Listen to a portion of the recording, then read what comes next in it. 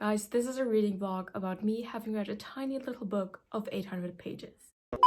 Hi guys, welcome back to my channel. Now, this video will be dedicated to the first and second part of a series that has become quite popular recently due to a certain movie production of 2021. You have already seen it on the thumbnail, of course. We're talking about DUNE.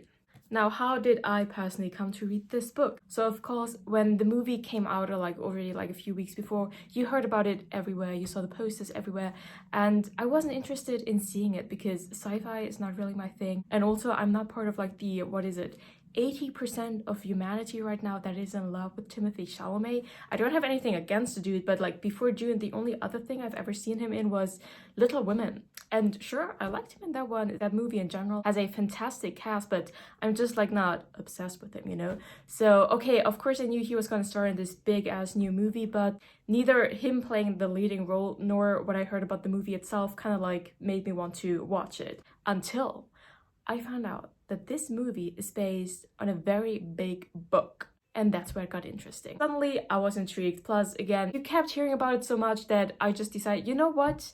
Let me pose myself a little challenge. Now, sci-fi is so far out of my reading comfort zone. Plus, books these sizes tend to be out of everyone's comfort zone. So I thought, you know what? I will try this. I will make a fun little video about it, and it'll be a challenge. And afterwards, we'll move on to other books. Well, little did I know. Now, this video is kind of going to be segmented into 3 different parts, or 4 different parts. So first of all, I'm going to send you back into the past. I filmed a clip once I had read the first 200 pages. Then I went and saw the movie, and then I'm going to talk about the movie and book and differences and so on.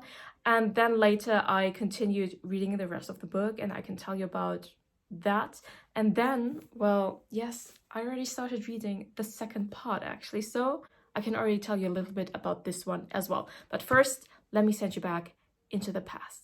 Hi guys, so very exciting. I will go see Dune in the cinema today. Actually, I thought I already had to get ready and go to the cinema, but fortunately I called before going there because the show that I wanted to go to apparently is all booked out, which I did not expect at all.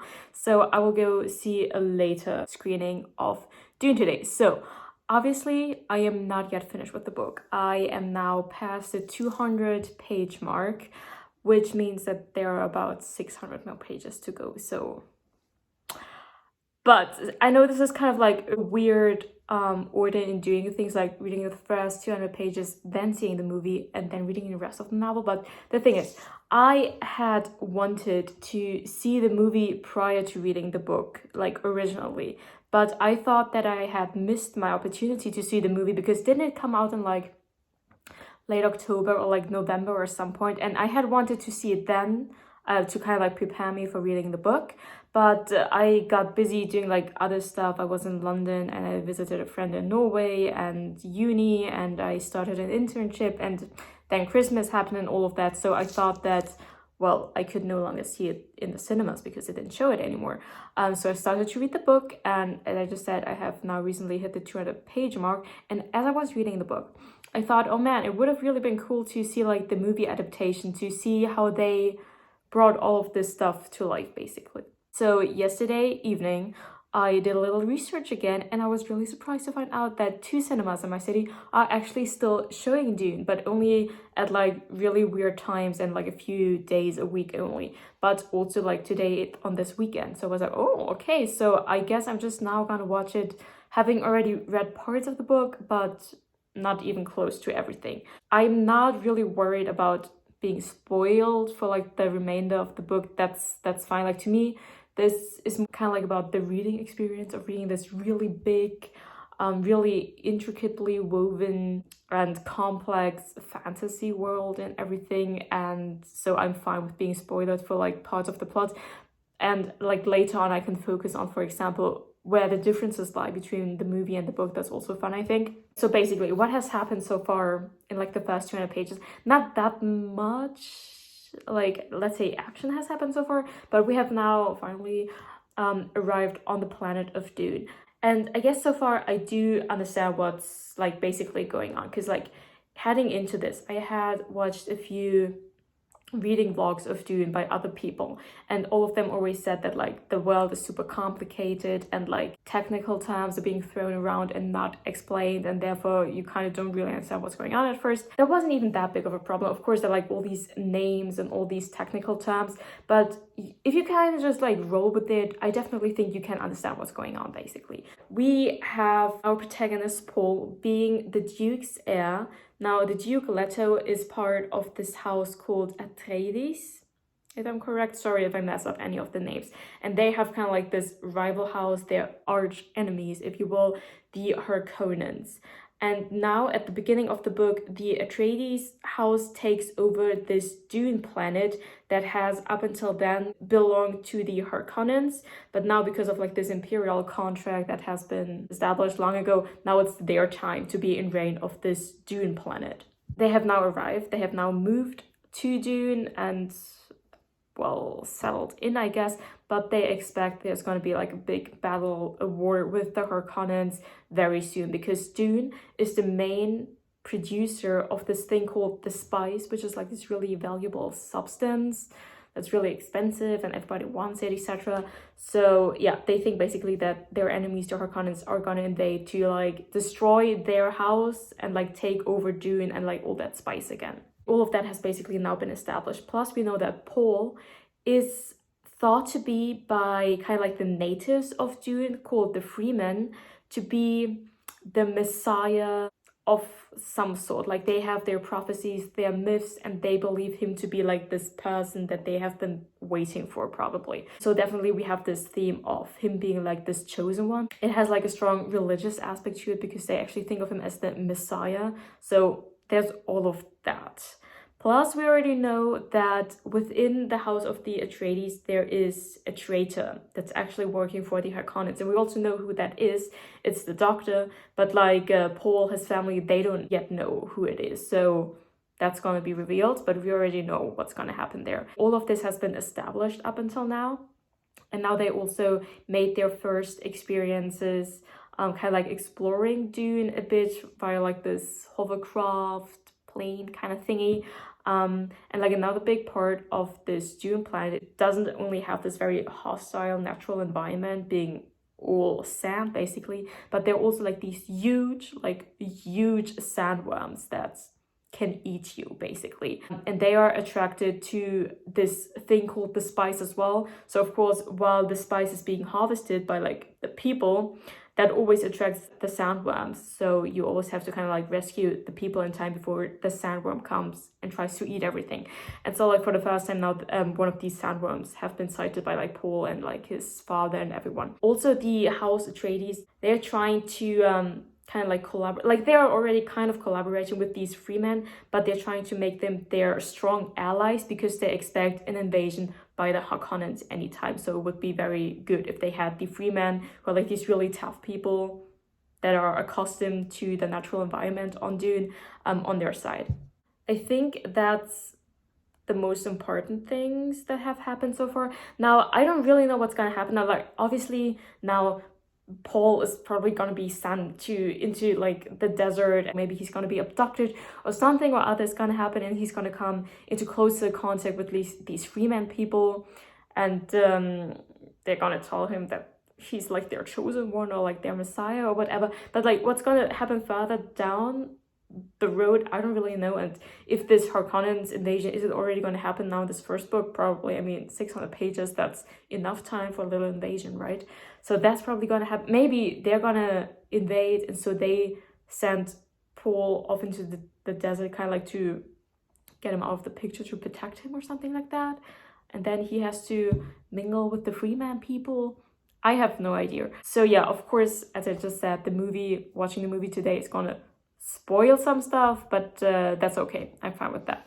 I'm just glad I get to see the movie now, because I had already given up hope that I even get a chance to see it, because it has been out for so long. I didn't think that cinema still showed it. Okay, so that's my update. I'm gonna shoot a few clips when I'm on my way to the cinema. Gonna see you then. Bye.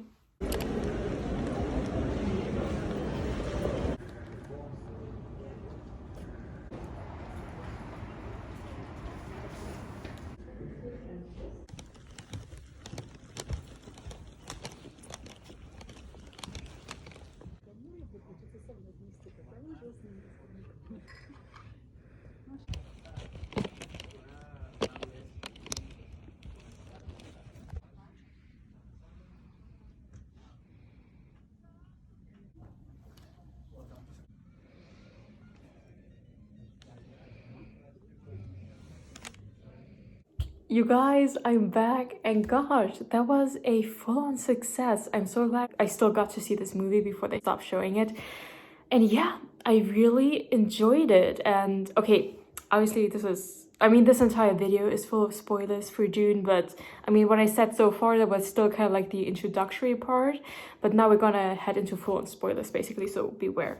First things first, I was surprised that I would say for the first hour of the movie, I recognized the stuff that was happening, even though I have now only read like 200 pages of an 800-page book, right? But I would say the first entire hour was filled with like those 200 pages, so I recognized what was happening. That was cool, of course.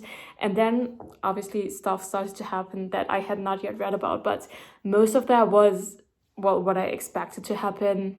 In other words, the Harkonnens, though they kind of pronounced that differently, or like they had a different emphasis on the word in the movie. But anyway, they invaded, and basically only Paul and his mother survived, and they had to go out into the desert trying to find the Freemen. Oh, and those are pronounced Fremen. Now, of course, I saw that those aren't spelled F-R-E-E men, so of course it wouldn't be Freemen but Fremen, but I don't know, in my head I pronounce it Freemen all the time, and now I can't go back, so I hope that doesn't trigger you. They have to go out into the desert trying to find these Freemen, Fremen, to live with them because, well, everything else on the planet has basically been destroyed, and also Paul's father, of course, gets killed, so now he is the Duke of the Atreides house. And now let's talk about the ending, because that was really, really cool. I was pleasantly surprised by the ending because Paul decides to defy all the visions he has had, to defy the prophecy, and not head down that path of becoming the Messiah, of starting this religious war all over the Imperium, because he doesn't want that. Now that is really cool. That actually makes me think that I might continue reading this series. Like, to be really honest, I had not planned on reading more than the first book. I wanted to read the book for like this video idea. I thought it would be like a cool challenge also for myself, because I wouldn't have picked this book up if it weren't for like making a video about it for my channel. But I'm glad that I did now, and yes, I might even continue this series because I really liked how that movie, and I expect also how the book ends, because the second book, or like I think at least it's the second, maybe it's the third book, like, but one of the following books is called Dune the Messiah. So I thought like, okay, so obviously he's gonna turn into this Messiah person for the Fremen, and things are gonna continue happening, you know. But if he defies all of that and does not want history to go down that path, basically everything's up in the air again. We don't know what's gonna happen. That's really intriguing. That's a good ending, to be honest. Oh yeah, something else I was surprised at, that doesn't really have to do anything with like the film or the book or anything like that, but I was surprised how small Zendaya's part was in this movie. Because it was her and Timothée Chalamet who promoted this thing all over the globe. So obviously I kind of thought that she was gonna play a big part in this movie, but 10 minutes tops of this 2.5-hour movie actually featured Zendaya. Like, she only comes in at the very, very end, and like you can obviously tell that she's gonna be like another main figure in like the upcoming movies. But in this first part, I was surprised how small her part was, simply because I had miscalculated that, because it was always those two promoting this. I thought like they had basically equally big parts, you know, but no, not at all. So that was just like funny to me, like, where's Zendaya? Oh, there she is in the last 3 minutes. Okay, so I'm still happy about like continuing the book, like continuing to read it now, even though I know what's gonna happen. I'm looking forward to seeing how the book describes the events basically that I now know are gonna happen from the movie. Plus, if there are like any things that the movie might have cut out due to reasons of length. I mean, it's already 2.5 hours long, so I suppose it didn't cut out a lot of stuff. But then again, it's like an 800 pages book, so maybe they have. But yeah, that ending, that was really intriguing. So I will get back to you once I have finished, or like at least once I have continued reading a bit further. But yeah, gosh, I must say I am pleasantly surprised. Okay guys, so now you're all caught up. In case you're interested, the movie covers the first 500 pages of the first book, right up until, wait a second, well, about here. Within like this first part, what happens within the book and what happened in the movie was actually pretty much the same, except for one thing. One really big kind of like secret or whatever is being revealed in the book that has not been mentioned in the movie, and that is that Jessica, so Paul's mother, is the Baron Harkonnen's daughter, which of course makes the Baron Paul's granddaddy. So that's of course some heritage he did not ask for, but like that's a big revelation that happened within those first 500 pages of the book that was not mentioned in the movie. And now, as to what happens in the remaining 300 pages of the book. Okay, I made a little list of all the important things that happen basically in the second part of the book. They're probably going to be covered in the second part, like the upcoming movie, but I think that's only going to drop in like 2023, so don't hold your breath. Paul and Jessica now live with the Fremen, and at that point we jump about 2-3 years into the future. At that point, Jessica has become the reverend mother to the Fremen, and Paul actually has become this prophet person, the Lisan al-Gaib, to the Fremen after all, even though at like the end of the first part, in those like 500 pages, he has actually made the decision to kind of like do his best to act against that prophecy of him becoming the person, but well, within those 2-3 years, he kind of ends up becoming him after all. Plus, Paul and Chani, that is the character portrayed by Zendaya, they have a child. Now, maybe you don't know this, but at the beginning of the book, Paul is 15. By the time he and Jessica join the Fremen and like live with them, he's still only 15, and they have like this child right away, because once we jump 2-3 years ahead into the future, the child is already like 2 or 3 years old. So I mean, you do with that whatever you need to, but don't get too attached anyway, because the son, who by the way was called Leto II after Paul's father, dies. Because the book culminates in this big war that is basically Paul and the Fremen against literally everyone else in the universe. The Emperor, the Guild, and the Great Houses have joined forces to fight Paul, DUNE, Arrakis, but that doesn't help them anyway, because of course Paul the Fremen end up winning, and Paul decides to marry the Emperor's daughter, like officially, like he's kind of like, of course, together with Chani, but officially he decides to marry the Emperor's daughter to become Emperor himself. That's basically where the first book ends. Paul having won this big-ass war, having become this Lisan al-Gaib to the Fremen, as well as the Kwisatz Haderach to the Bene Gesserit sisterhood, though they actually start to be kind of like afraid of him or like worry about him, because he doesn't do what they want him to do. Basically, he does his own thing, and they're kind of like, oh shit, what have we done by creating this thing, him, basically. Paul at the end of the book, or like in that second part of the book, he's not that innocent boy anymore who has this huge burden of knowing he's probably going to become something that he doesn't want to become. But not only does he